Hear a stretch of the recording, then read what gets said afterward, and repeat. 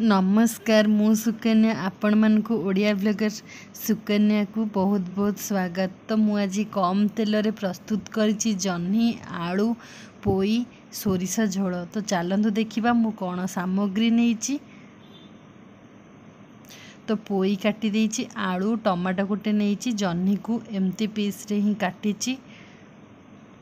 Then गोटे plane कढ़ई रे आपण पानी ढालिबे।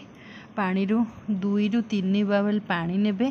से पोई पकेबे, आलू पकेबे।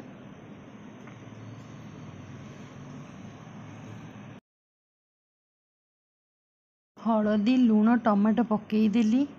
तापरे सोरिष को मसला को बाटिकी रखी। तापरे सोरिष मसला 2 रु 3 चामच।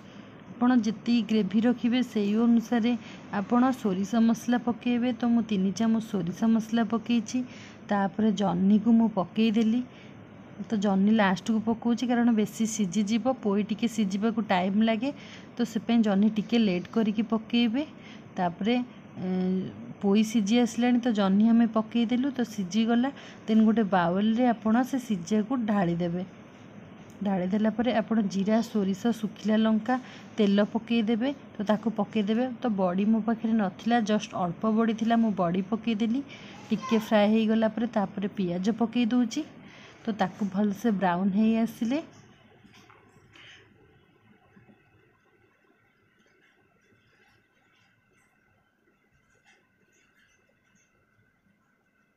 तो एबे देखंतु पूरा ब्राउन ही आसलानी। तो सीझा जाइथिबा पनीपरिबा को मु पकई देली ता सहित ताको भल से मिक्स कर देबे। तो 5 रु 7 मिनट आपण फुटई देबे तरकारी को। तो सबू सीझीजिव, बड़ी ता सहित सीझीजिव, आउ पोई जह्नी आलू मध्य सीझीजिव। तो आपण माने जदि मो सहित इंस्टाग्राम और फेसबुक रे रहिबा को चाहुचंती तो निश्चित आपण मते फॉलो करंतु। मु आपन को डिस्क्रिप्शन बॉक्स रे मोर डिटेल्स आपन को लिंक देबी। तो आपन सेथिरे फॉलो करिवे।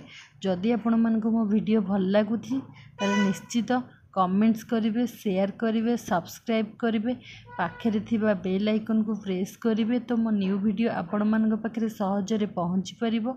तो आपण कम तेल रे प्रस्तुत करंतु। आ जदि डाइट प्लान करछन तो एमती तरकारी करिकी खांतु, आपण निश्चित सुस्थ रहिबे। Thank you so much. रहिली। जय जगन्नाथ। Love you all.